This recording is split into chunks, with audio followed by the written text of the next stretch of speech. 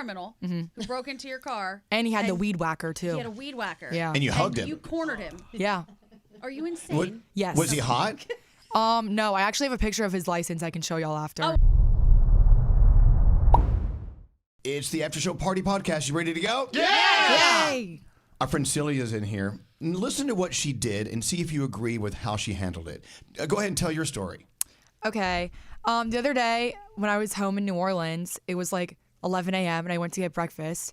And I got back to my car and I got in as if nothing happened, but I was with my friend. And so my friend was like, Celia, you need to get out of the car. You need to get out of your car. Look at the back of your car. And so like the trunk window was completely smashed. And New Orleans is like pretty notorious for getting cars broken into, but it's never happened to me. And I like didn't really know what to do. So I just started knocking on doors and I was like, hey, did you see anyone to like hear like a smash or something? Like, I gotta find this person. Like, I'm not paying for this and I can't drive my car. So in the end, I did some like detective work. I stood around there for like 2 hours in this dangerous neighborhood. Wow. Yeah. And they ended up pointing me to the landscaper. So I found him and I like pinned him. I cornered him and I was like, did you do this? Because everyone's telling me that you did and you're always around this neighborhood. So I believe it. And he was like, all right, fine. Like I did it. And I was like, he admitted it? Yeah. But it was an accident. I'm guessing it was an accident, right? No. What? No, not New Orleans. Did he take anything from your car? No, I don't keep anything in there. There was like a towel in the trunk or something. And he threw it. He just broke in to look in there to see if there's anything worth taking? I don't understand. Yeah, Okay. like my console was open and stuff, but I don't keep anything worthy in my car because I'm always scared of that. So I went up to him and once he admitted it, I said, all right, this is how we're going to do it. You're going to give me, I'm going to call the glass guy and I'm going to get an estimate. You're going to give me that amount of money either through insurance or right now. Like Zelle me. I'm banned from Venmo, so you can only Zelle me. Of course you are. yeah. And wait a minute. That's another story. Go ahead. Go ahead. So then we ended up actually like talking, like really just chatting, and he was like, listen, like I lost my mom when I was 14 and I'm like a mentor to these kids. He's on you, bull. You know what? And I was That's like a terrible mentor. And I was like, oh my God, you know what? Like I need to like give back, you know? And so I was like, okay, you still got to pay for it, but like I forgive you and I won't call the police.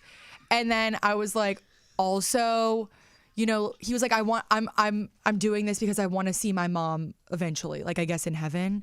Oh my God. Yeah. He's breaking into cars because he wants to die? No, like he was giving me the money because like he was like, I'm only doing this because I want to go see my mom in heaven. He was like, I'm not really a good person, but yeah. So then I ended up talking to him for a little while and I was like, listen, if you keep surrounding yourself with these bad people or like, you know, if you do these things like this, breaking into people's cars and running away and going on with your day, you're not going to meet your mom again. So you got to get it back together. And I'm here. Wait, okay, hold on. So Celia, you told the man that bashed the window in your car to rob you, essentially, if he pays you the money, and he's nice to people, he will see his mother in heaven. Yes. And he could be a murderer, Celia. By the way, this is a New Orleans story through and through. I mean, I know.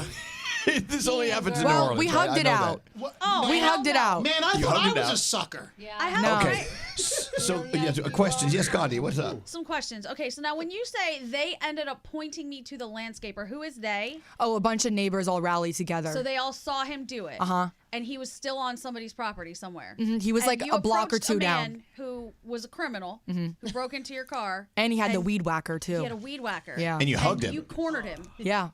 Are you insane? Yes. Was he hot?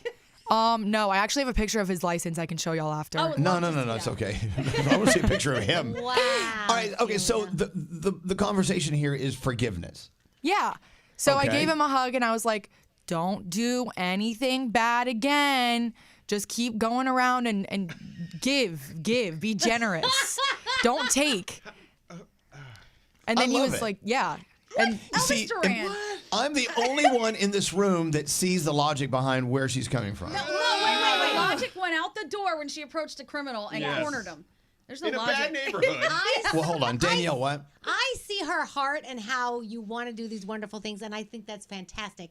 I think you need to be careful because you're going to get yourself killed. And I also think he was telling you a BS story. Probably. I also love how Celia is guarding the gate at heaven. Yeah. It's really her. It's her decision. Okay, go ahead. You know, it makes me a little bit nervous that he gave you the money and was like, the only reason I'm doing this is because I want to see my mom in heaven. Like, my life would have flashed before my eyes like 3 times.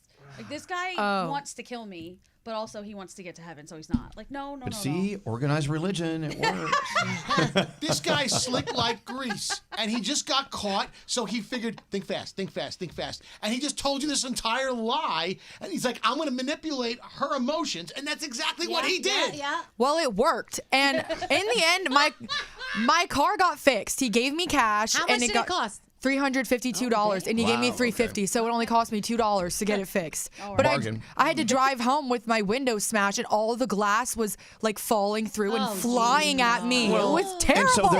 And so there was the inconvenience of having to get it fixed, and the whole thing. So, yeah, I don't know.